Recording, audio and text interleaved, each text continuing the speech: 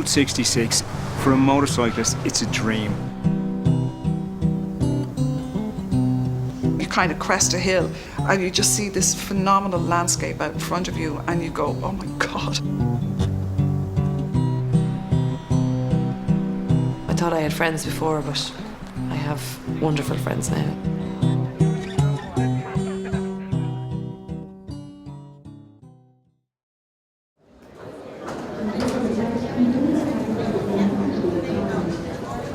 I'm a nurse in Templestowe Hospital, and Angie in the fundraising department asked me would I come along this year as the nurse on the trip, and of course I said yeah, I jumped at the chance. We're going out on a charity challenge, on an adventure of a lifetime, along a road that is just iconic across the world. Two of my cousin's children they're permanently ill. One has very bad diabetes and the other has CF, so they're constantly in and out of Temple Street, and I just love them so much that it's nice that I can help now a little bit. Did you get your ticket yet? No. Angie has. Those children need our support, our help, and anything that we can give back. Some of them might never even see America. I'm very privileged to be taken out there. It's just fantastic.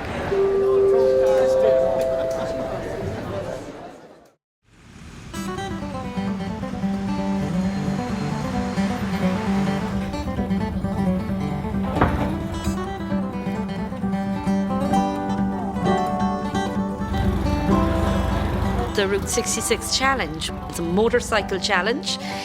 It involves a great amount of mileage. It's 2,448 miles. We arrive into Chicago and we travel basically to the pier in Santa Monica. That's the end of our trip. We're on big iron horses traveling the length and breadth of America. We have an ethos here in Temple Street that any events we run or any challenges we run, we have fundraising, and they fly an amazing flag for the hospital. You'll find the guys and the girls are from all over Ireland.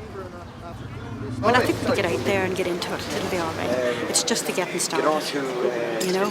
But as I say, it's reality now and kicks in now, and hopefully it'll go well. But I have to say, Mickey's a brave man, isn't he? To take his mother-in-law across America. Mother-in-law's, no, she's all right. And not, for the first couple of states, we'll not even think about throwing her off or anything, you know. We'll just let it go, you know, the way it is. So, no, we'll see how it goes. Her name is Bombas. And where do you meet up with her? In the dark alley. Your life has never been the same again, I think. And she was coming on strong. She's beautiful. This is my baby for the next couple of days. How many days is it? 8? Isn't she lovely? I went into it completely naively. I thought I knew what it was about, and when I got to where the motorbikes were on the first day, and I looked at the size of it, and I thought, there is no way in the world that I'm even getting out of this car park, let alone across the continent of America. This is me all morning. I've been going around just opening and closing these because I don't know what else to do. All these guys back here behind me, they're all police officers from the Chicago area. A couple of different police motorcycle clubs. What they're going to do is help you on out of here.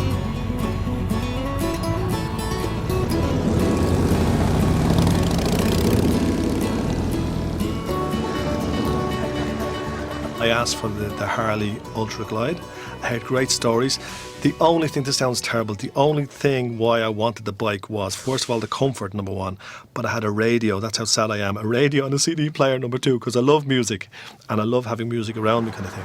So I get to the place, and they told me I had gotten the bike that I wanted. And I thought, okay, now I have to ride it.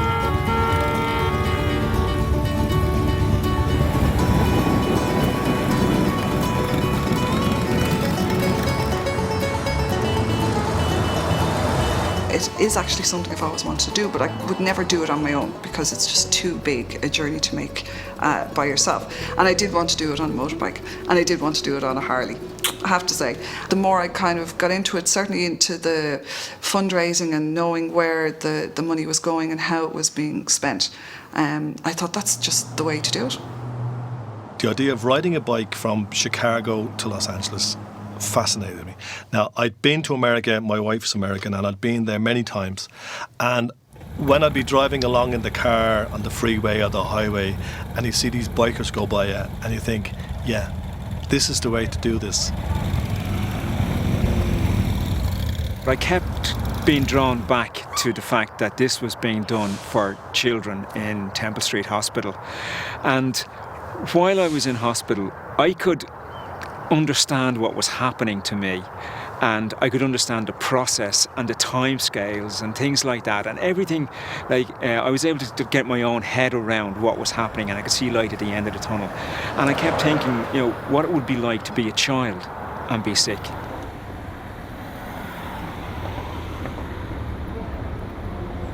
The fundraising office here is set up to look after the children, parents and their research here in Temple Street Hospital.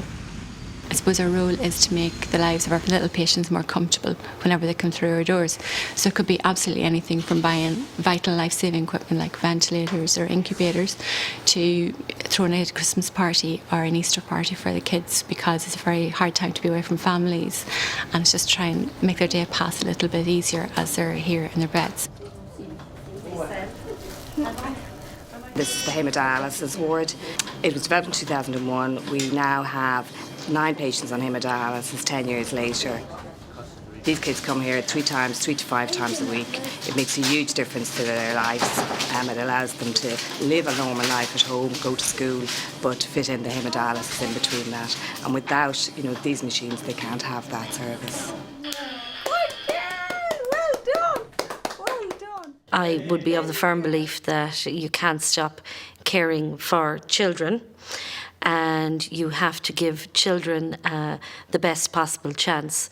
So equipment changes on a daily basis, it's used on a daily basis. Training changes, facilities change, so it's very, very important that these are improved where necessary. Since its birth, the Route 66 Motorcycle Challenge since 2002 to 2010 has raised in excess of €2 million for the hospital, and that's fact. It's as simple as that.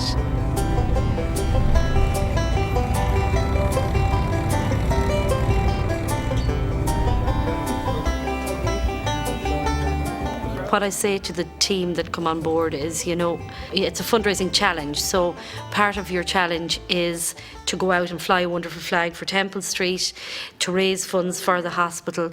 They're motorcycle lovers, but they're also fantastic fundraisers. You're very good. Thank you very much. Thanks a million. Cheers. I rattled more buckets in more people's faces. I swear people ran towards the end when they saw me coming. They just go, enough. Pub quizzes, church gate collections, just any way that you could raise the money. I became a pain in the neck to a lot of people because I kept telling them about Temple Street Hospital, and I kept telling them about the kids, and kept sort of getting them to give me money. Every place I go, I think of you. Every song I sing, I'll sing for you. I suppose I've used my own methods to try and get monies in, and I was able to provide a bit of musical entertainment myself. I believe it, on a jet plane, don't go and I'll be back again. The generosity of people and the fact that they would give 20 cent or 50 cent. When they saw the bucket, they saw the t-shirts, they immediately put their hand in their pocket and gave so generously.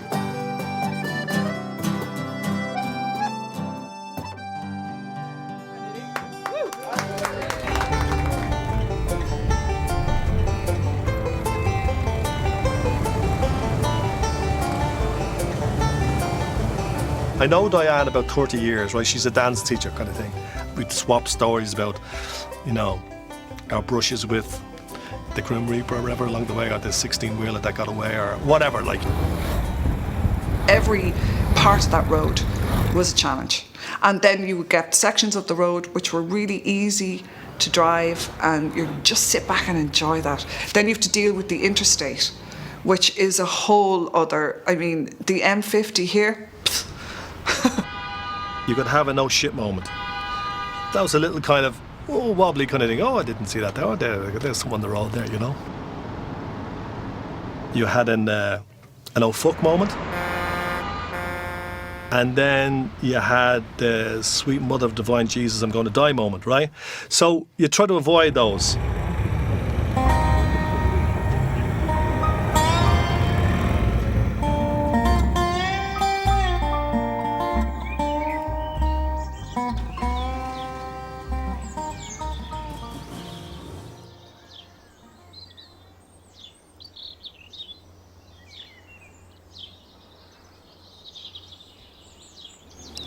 I came across this a few years ago when I was researching the Route 66 route and what route we take. I found a little addendum about Irish workers who had helped build a railroad from Chicago to here. They'd come out after the famine, arriving sick and penniless, but within a few short months of having arrived here, and there was an outbreak of cholera, and about 50 of them just died. So I decided that I'd try and make an effort to get here, just to pay our respects to them and to let them know that they're not forgotten from the people from their own country. So. And whilst we were looking at the trees here, we noticed that some of the gravestones had been covered by trees growing up through them. We saw this one here. I take it that Funk's Grove is named after his family that came here, and he died in a Black Hawk War, and his headstone is buried in the tree. But it's an amazing place. It's really quiet and peaceful here, so it's a nice place for our 50 fellow Irishmen to rest.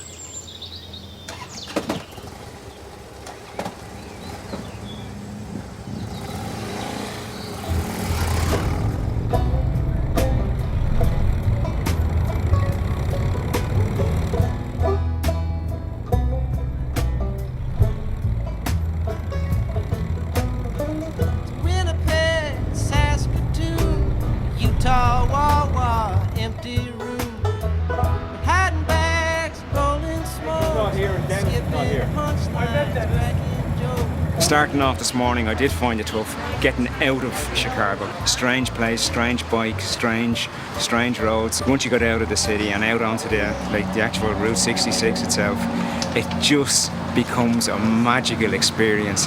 The grin goes from ear to ear, and it's just, you know, it's what your dreams were made of. First few starts in the morning, and then the last hour in the evening is always the worst time, and it just got a little bit scrappy coming in, but we're always going to get that. People are getting tired, but on the whole, lads, that was an excellent day's driving. The Route 66 motorcycle road captains, I've known them for a long time now. They've become great colleagues and confidants to me over the years. They consult with each of their team members. They're just fantastic support to us, and we're very, very lucky to have them. I normally go to the front of the group and I lead them across. I have a vice captain who kind of is at the back of the group. I'm very mindful that you mightn't have that much experience as a motorcyclist, but when you're with me or with any of the road captains, we always take that into consideration, and we make sure that we only go as quickly as the slowest person in the group. I think that's very important. The thing about today was we got out late because we have to collect the bikes, and it's a long day, 190 miles. It's a great introduction to the guys to get on the road. Tomorrow is a long day, 340 miles through St. Louis. A lot to see. We have the Chain of Rocks Bridge, the Gateway Arch. Tomorrow is an extremely busy day, so we're going to get on the road very early in the morning, 7:15.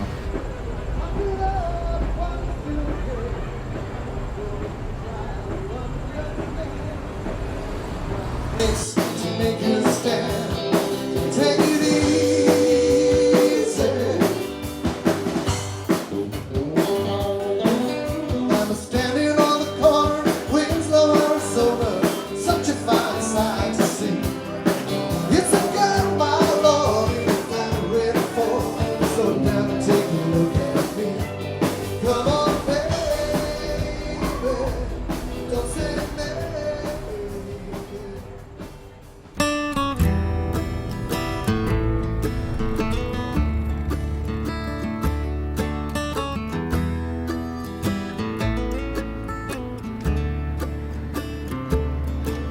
So we're here in the Chain of Rocks bridge, which is a very, very historical place, and one of the places we like to stop on Route 66.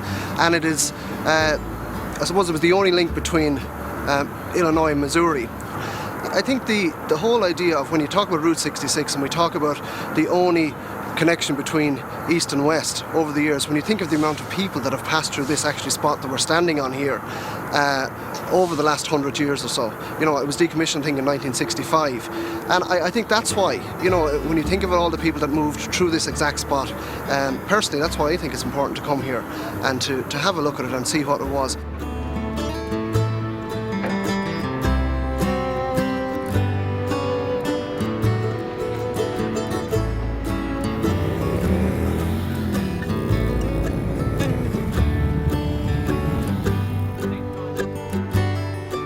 You're thinking of the history of it. Your head is working in a way as far as, you know what I mean, here we are on the Harleys or whatever going through America, but I'm sure there was families trying to escape kind of whatever, like, I mean, Oklahoma or whatever, trying to get to California. That way you are very much aware of what you're part of, the myth or the history of Route 66 kind of thing. Hey, slam on the brakes. We provide lots of additional extracurricular services on Route 66. At the moment, we have a situation where Brendan Byrne is having leg trouble. Chris, I think you're out of a job. And Diane Richardson is giving him a little bit of a rub to fix him. As you can see, All right, Brendan, you need Chris is holding his leg at the moment. Oh, that's it. And Brendan is enjoying every single minute of this. You have to stop before you went to sleep. There's lots of tricks. She knows, this woman knows her stuff, I tell you.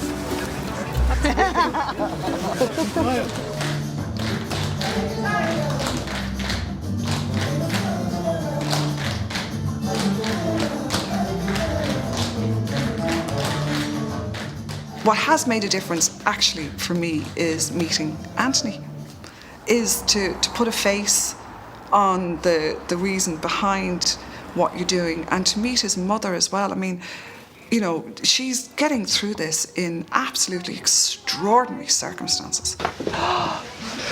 Hello, hi. How are you?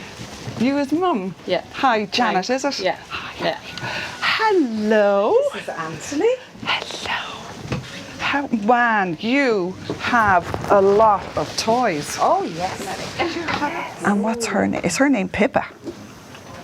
And we put her here. Oh my goodness. She's doing it with a smile, and she's 100% there for Anthony and for her other daughter. She has a 5-year-old daughter as well.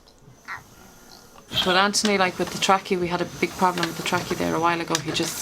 He wasn't having it, wasn't happy, like to get the tube changed, and all through play therapy he's fine now, isn't he? Like this. Basically, when Anthony's getting his tube changed, he needs to be lying flat on his back, and he was having difficulty because he was quite sick there before Christmas, lying flat on his back. Yeah. So we brought down Anna Banana. It was a doll that Anthony named Anna Banana.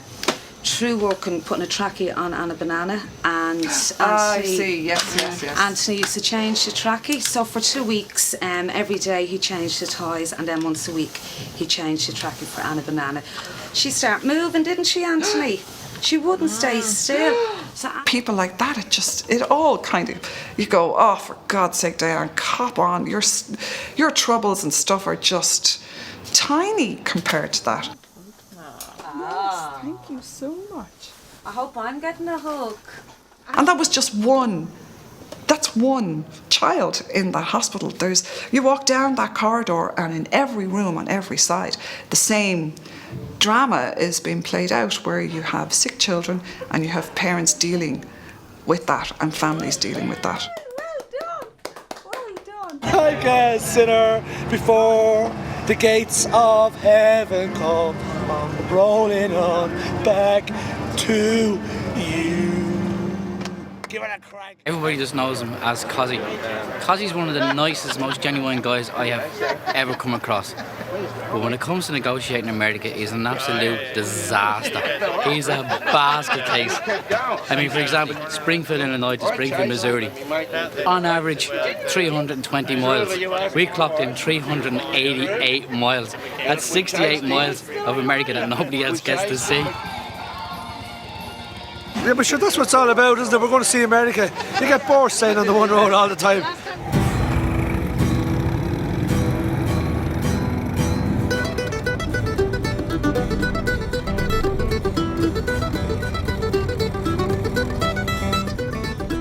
I think by day 3, I could settle and enjoy the journey. And they had warned me. They had said the first 2-3 days will go by in a blur and you won't know what hit you. And it does, it comes at you from all angles. But by day 3, day 4, I was starting to settle in. It was tough though. I was learning as I was going along kind of thing. The group thing was amazing as far as who's who, what's what, how do you like to take a corner, or how to stay out of the way. So once you found the dynamic, so to speak, it sorted itself out, and it's great then, like, you know.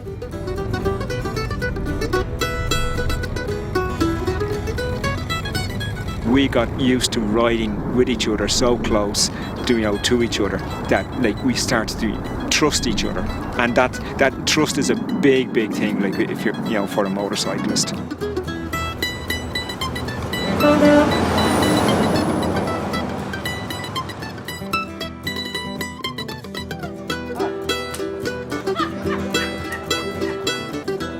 It's hard to believe we're here, like, driving Route 66. Just amazing, It's one of them things on the tick list you want to do in life, like, the bucket list or whatever, like, So just to be able to do that and enjoy it, make friends, just fantastic, like, I'm John, I'm from Dublin.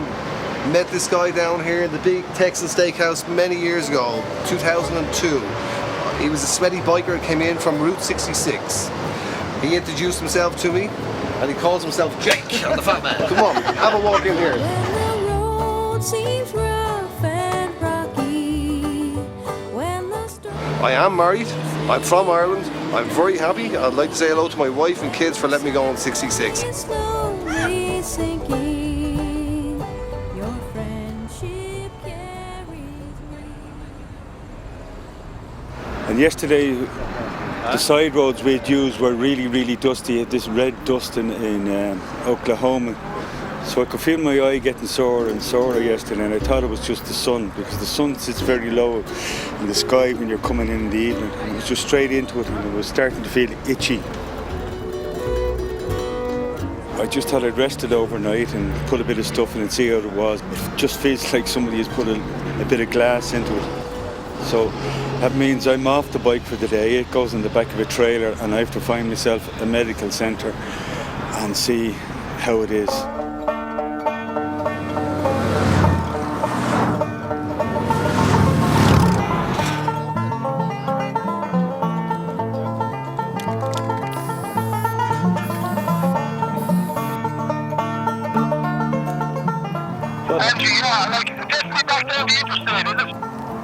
That would be correct. Down the other side of it, yeah.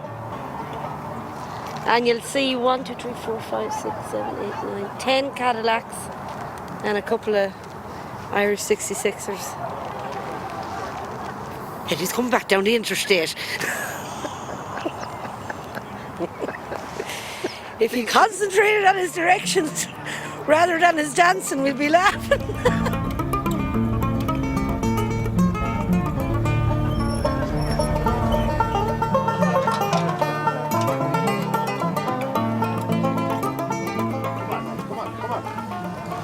Well, let's just say I didn't miss it this year. We may have had difficulty the last year. In fairness now, they are small cars from the road. So but we're here this year, we're delighted to be here. And I brought the Mayo lads especially up to see the Cadillacs, because they were mad to see the Cadillacs. You were disappointed last year, lads, you missed it, weren't you? He's got the hang of the bike this year, and we're delighted about that, so we are. So, the best road captain on the whole crew, I can tell you. Well, your money's in the post, Michael. Thanks for it. So, yeah, the trip is going well. The trip is going really well, yeah. You know, in last night we did a bit of line dancing, you know, in Amarillo. Why not?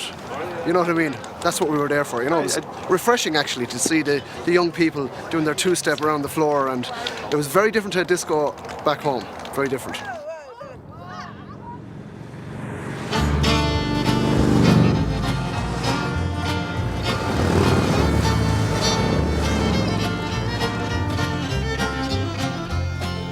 James River Blues.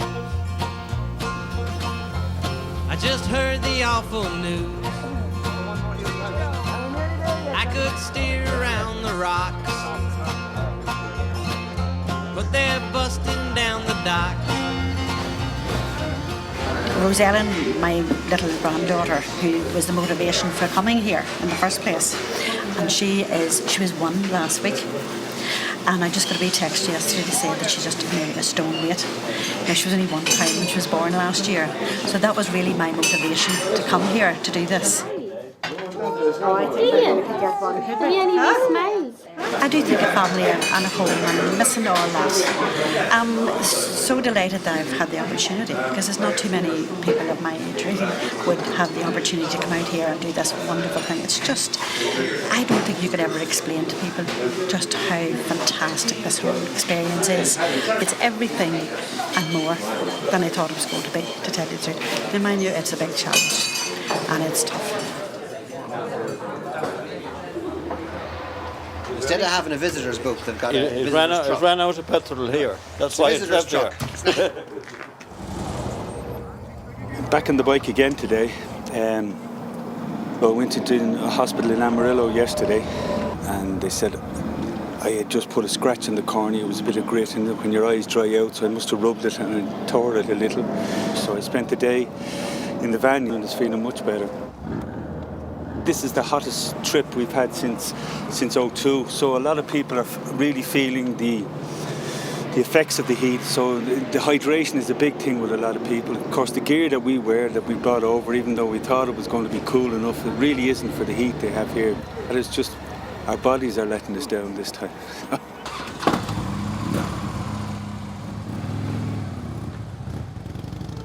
Once you hit the midway point, you realise you're going to wake up very soon now. You know, this dream is going to be over very soon, kind of thing. So you realise, okay, let's grasp this with both hands, kind of thing. One evening as the sun went down and the jungle fire was burning, down the track came a hobo hiking, and he said, "Boys, I'm not turning." The landscape changes so much as well. So you're getting, the flatness, shall we say, of the East Coast kind of thing, and then it becomes, you see mountains and the desert.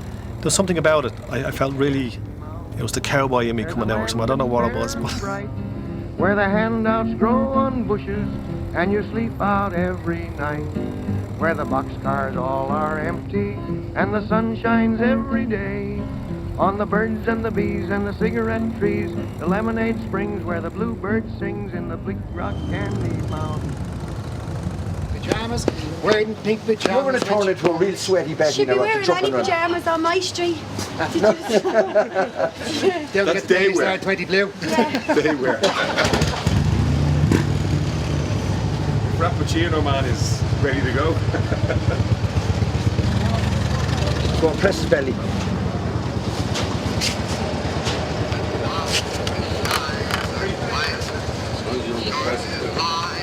Just in case anybody doubted that we're Irish.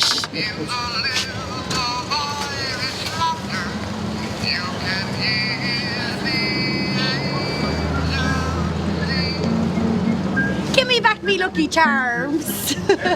I'll see you all this coming fall in the Big Rock Candy Mountains. The corner in Winslow, Arizona is a very, very unique experience, and we all meet up, we sing the song, we put on the CD. They kind of look a bit funny at us because they don't actually realise the significance, and I suppose the Eagles, the band, is so well known, and we've all sang that song so many times. Standing on the corner of Winslow, Arizona, such a fine sight to see. It's a girl, my lord, in a flatbed Ford, slowing down to take a look at me. Come on, baby, don't say maybe. I'm Now it means so much more to me because I was actually on the corner. I think what's unique about that is, and I may be wrong on this, but I believe the Eagles have never visited Winslow, Arizona.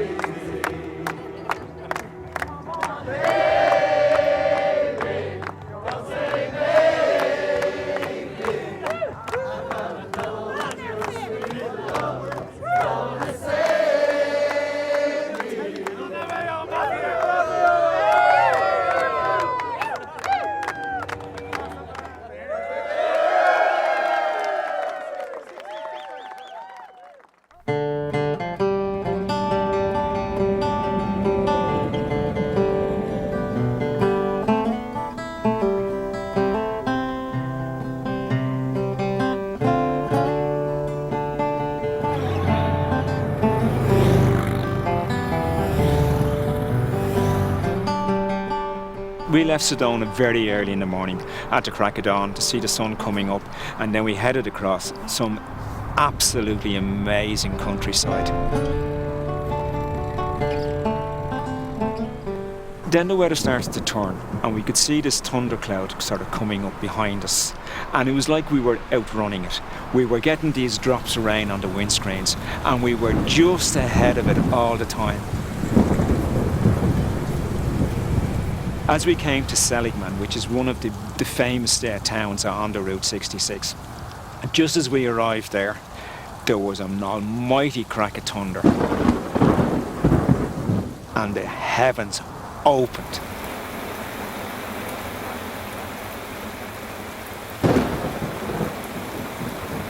It poured. It was so heavy, that rain, and there was you could see forked lightning, you could see sheets of lightning coming down.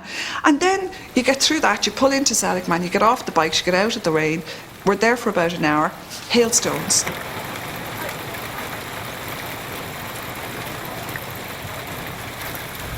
The locals were kind of saying, they're grand, they're like golf balls, just to like, these were like Maltesers, you know what I mean? They're big enough for me now, you know what I mean? And so we must have been about an hour and a half there, and the different groups are coming in and sheltering and all that kind of stuff and trying to get a bite to eat.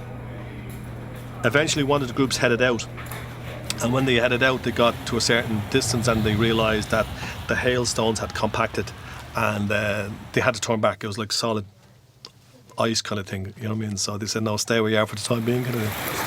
And the good news is that it's dry in California and we're going there. Go for a swim, lads. Go for a swim, yeah. Swim? I'm going fishing. You can bring it in here and get it cooked. Oh no, you can't. We came down from Sedona this morning through a tunnel of clouds where we had dry all the way, but as you can see outside, the gods have decided to unleash Armageddon on the Roadkill Cafe just right now. We're after doing 2,000 miles to get here. We've seen the LA signs already. We are going to roll into Santa Monica on Wednesday morning, and then we're going to take that town apart for 2 nights.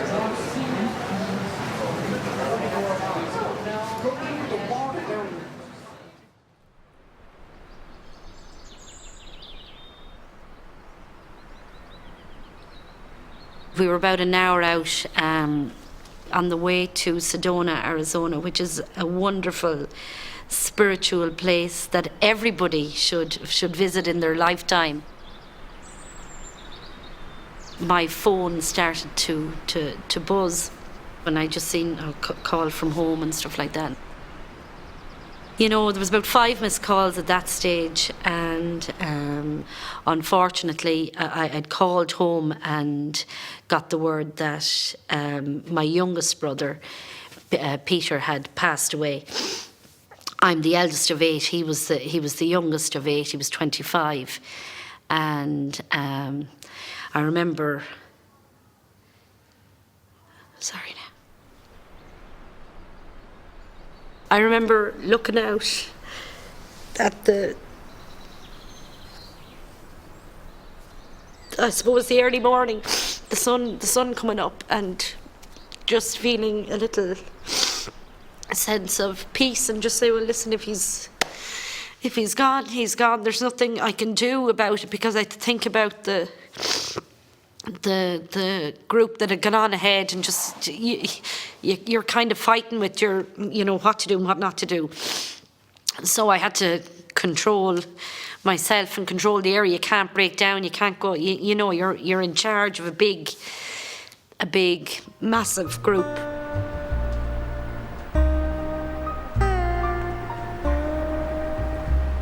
Due to family circumstances, bereavement, she had to return home, and so that was a big loss, to us, because she's like an energy source that just keeps going, and great encouragement as you're going along, as far as fundraising or as far as even on the road itself. Fantastic.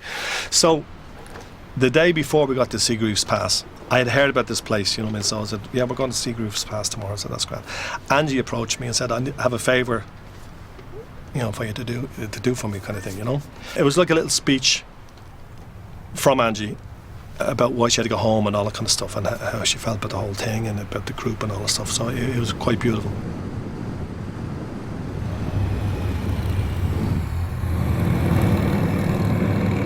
Welcome to Seagreaves Pass. You've been amazing. Today is a special day for all Irish 66ers, because today we remember our family and friends, and especially those who have gone to Holy God. We remember our biker buddies in Temple Street Children's Hospital. We fly a very proud flag in their honour. That is why we do what we do, and that is why we are who we are. Irish 66ers. And then the very Angie bit. I'd like to ask you to do one final thing, to get your arses safely to Santa Monica for me, and remember the corner. Take it easy. I'm with you all the way. Hope you have loads of fun, and I love you loads, each and every one of you. Angie.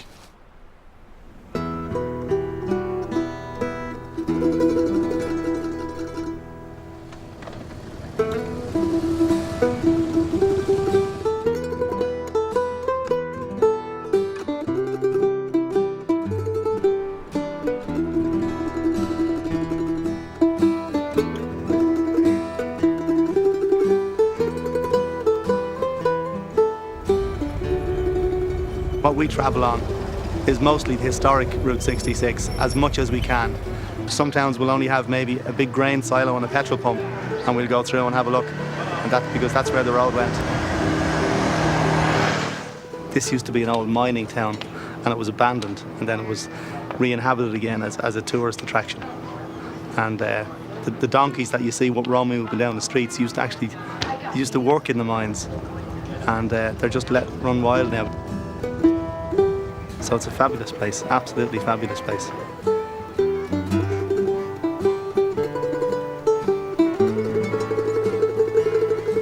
This is a place I really wanted to come to. Why? Because of these guys. But unfortunately, there's no carrots, so I can't feed them, but aren't they just gorgeous? Absolutely gorgeous. So look at the place, it's amazing, absolutely amazing. I'm a nurse from Temple Street Hospital. I've been working there for the last 11 years, and I was asked to come and part of this trip to be the nurse, to tend to people if they need it. And thankfully, only a few little things like sore throats and things like that, cramps in the legs, and nothing serious at all. Thank God. Did you paint one of them? Yeah. You did. You did one upstairs, didn't you? In the playroom, didn't you? Did you paint a little gnome? Yeah, but I didn't bring it down with me. Oh no, we'll have to go up and get it, will we? Yeah. This is where I work, St Bridget's Ward. It's part of the National Centre for Inherited Metabolic Disorders. It's a high dependency unit, so they have very high dependency needs. We also do investigations. We bring children in from all over the country to get investigated for these rare conditions. Cal, hold that. So we do his hash blue. What colour we do his beard? We try to make it as best as an experience as possible, that it's a home from home. It can be quite difficult because the children are getting, very specialised procedures done. We have a play specialist. All our staff are qualified to make this experience one that's, make it easier for parents, as much as it's really, really hard, because obviously they have children coming in here with very serious conditions. Sure, this bossy lad. Carl has a rare metabolic disorder called Hunter syndrome. Basically, he's deficient in an enzyme that breaks down proteins and sugars in his body, and if he doesn't have this treatment, it will store in his body and cause damage to his vital organs and his brain and anywhere where there's really soft tissue that affects his body. If we didn't have this, Carl's quality of life would deteriorate very quickly. So far he's showing great response to the treatment. It's all his organs are perfect at the moment. He's here then in the hospital for various other outpatient appointments as well. Like, he used to see an orthopaedic surgeon, he sees an ENT surgeon, the eye clinic. So basically this is a second home to us now. Oh, red. That's red. Good boy. You use that one. When he comes to the ward, he gets his Freddy, as he calls it himself, into his hand, and that's a specialist device. It's a cannula that's fitted into a vein in his hand, and then the infusion, the enzyme itself, is attached to the cannula, and it's infused in over about 4 hours. This improves the quality of Carl's life, and will continue to do so for him. And he's come on in so much in the last year. He's speaking so much better, and he's come out of himself a lot as well. So it's improved his quality of life, his mum's quality of life as well.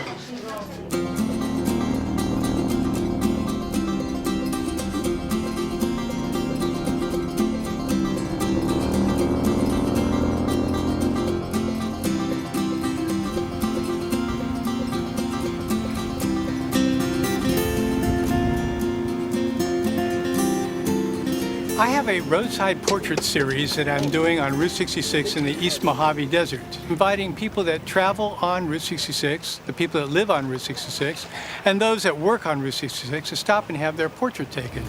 And I have yet to have met an Irish group on their motorcycle, so this is very unique.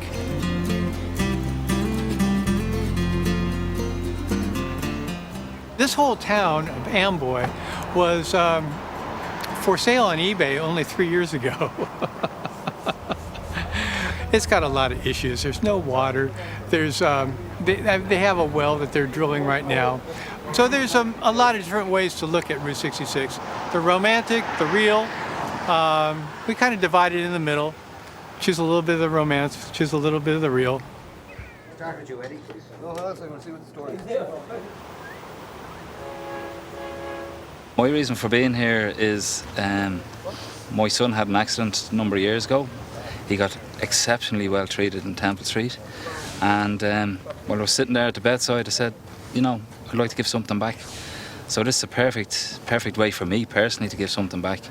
I love motorcycling, and the thoughts coming across the Mother Road and being able to help Temple Street in terms of fundraising, really appealed to me. And I suppose the icing on the cake this year for me is that I have him with me this year, so it's nearly full circle for us. Dear Maddie, happy birthday to you.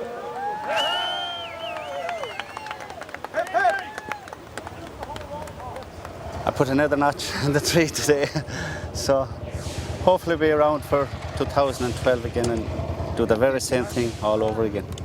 It's great to be just on the last stretch now, and everybody has a bike to cross over Santa Monica Pier, and I think that's what it's all about.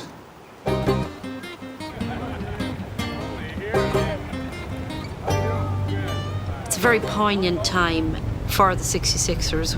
We're getting near the end of our challenge, our camaraderie on the road. We're going to be giving our bikes back, which is an awful thing. It's like taking a toy away from a child.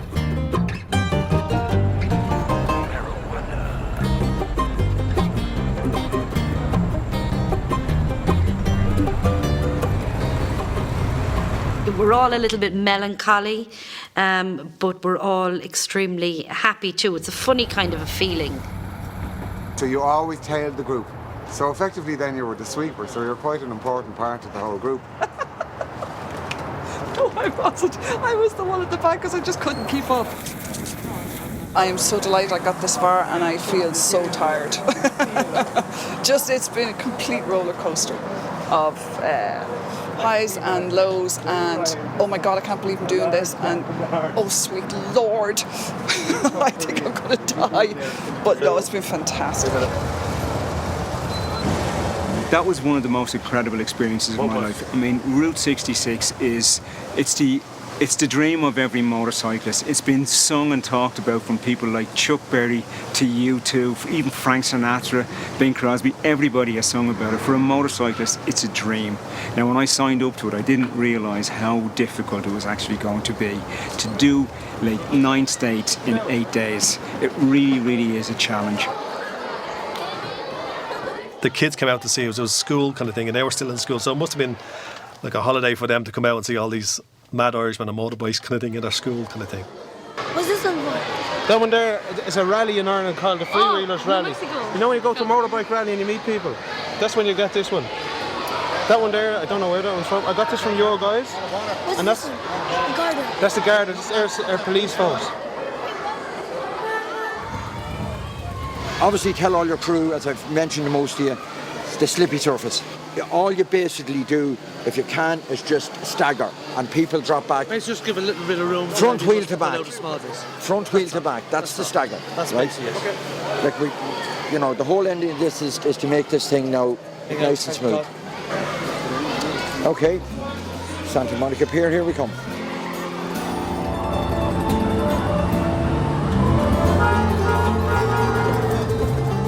The last bit into Santa Monica, you know, with the rain and all that kind of stuff, that wasn't pretty.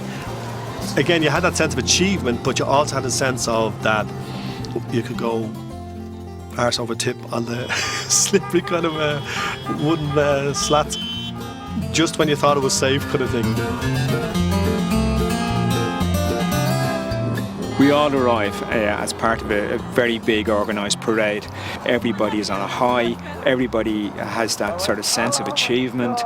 Everybody is really, really delighted that they've, you know, what they've actually sort of, you know, achieved. Consider yourself knighted, a knight of the boot. I'm thinking of the beautiful children in Temple Street, and I hope that they get to see some of this with your help. It has just been a magical tour. Everyone, let's go over there and get your picture taken, and we'll leave some people back here. We have some officers here that will watch your vehicle. Well done, Captain. Thanks for everything. We're getting us home safe. Here it is, too. This has just been brilliant. It's just amazing. Words are hard to describe, coming across America and getting all the way to here and standing here. I'm just delighted. Good afternoon. I'm Kevin McKeown. I'm a council member in Santa Monica. I am here to welcome you officially to the end of Route 66 in Santa Monica, California. Congratulations on making it here. But a wave of emotion came over me, and the tears just welled up in my eyes. And I'm sure there were lots of people like around, that were sort of saying, "Is he all right?" This is my 5th time standing on the pier in Santa Monica. In that time, we've built the Route 66 Challenge into be an adventure that so many people want to be part of, so many people are proud of, and so many people have benefited from, particularly the children that we never see, the parents whose life's dream is in the hands of the specialist that's in Temple Street Hospital.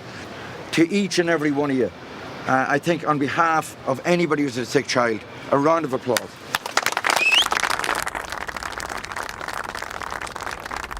A guy called Sean Brennan and myself have concocted a presentation which I'm going to ask Micheál O'Leary on behalf of the Irish 66ers, every one of you from 2002 right on, to present to the Governor of California in grateful thanks to all the authorities who make this day a real special day for us to finish the Route 66 Challenge. We come up with this. I presented this last night to our minstrel, Eddie Golden, who looked at it and said, "There's only 4 strings on it." It is a cigar box, which I'm hoping the Governor will recognise, right? That he'll recognise. Upside down. Yeah, that's it now. My high was meeting so many wonderful people who are my friends forever and ever. What we have here, one of our support people, Declan Connolly, who is going to knock a bar out of this. It's a one-off piece. It's a very special piece, and it's from the head, the hands, and the heart of each and every one of you that make you Irish 66ers. Declan, in your capable hands. No pressure. Piece of cake. There was no lows. I mean, there's nothing, no such thing as, I wasn't sad. I was never sad once on the trip. I was so happy that maybe I got upset.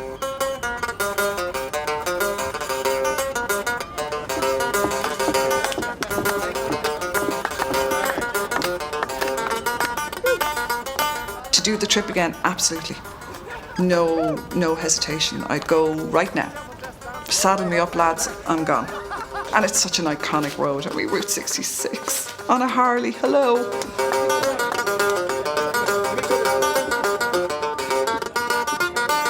You can dream about this, but to actually physically get on the back of a motorcycle in Chicago and go the whole way across America, you know, only a certain amount of people in a lifetime will do that.